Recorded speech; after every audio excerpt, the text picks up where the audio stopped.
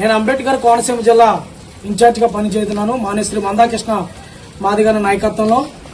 మరి ఏదైతే గత ఆదివారం జరిగినటువంటి సంఘటన, మరి మా మాదిగబిడ్డ అయినటువంటి ఆనే సాయి అనే యువకుని అతి కిరాతకంగా చంపినటువంటి అగ్రకురాలు ఏదైతే ఉన్నారో, మరి దీనిపై కృష్ణన్న గారి దృష్టికి కూడా ఇక్కడ ఉన్నటువంటి ఎంఆర్పీఎస్ నాయకులు కూడా తీసుకెళ్లడం జరిగింది.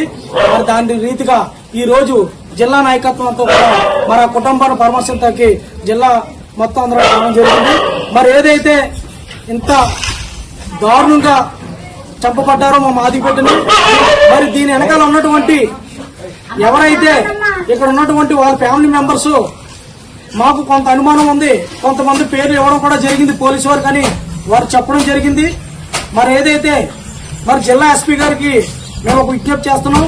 అయ్యా, మరి ఏదైతే మీరు ఒక వ్యక్తిని అరెస్ట్ చేశారో, మరి అంత కిరాతంగా ఒక వ్యక్తి చంపుతారంటే అది ఏమాత్రం నమ్మసకంగా లేదు. మరి దీని వెనక ఇంకా మిగతా వారు కూడా ఉన్నారు.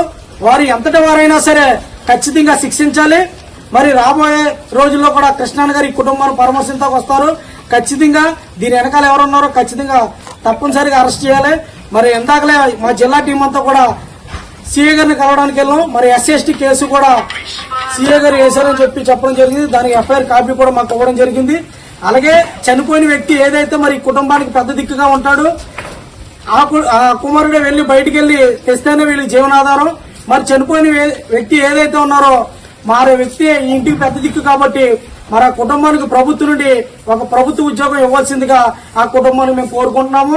మరి ఏదైతే మరి ఖచ్చితంగా రాష్ట్ర ప్రభుత్వం తక్షణమే ఈ కుటుంబాన్ని ఆదుకొని వారింట్లో ఉన్నటువంటి వాళ్ళకి ఖచ్చితంగా ప్రభుత్వ ఉద్యోగం ఇవ్వాల్సిందిగా మానేశ్రీ మందాకృష్ణ మాదిగన్న తరఫున మేము డిమాండ్ చేస్తున్నాం.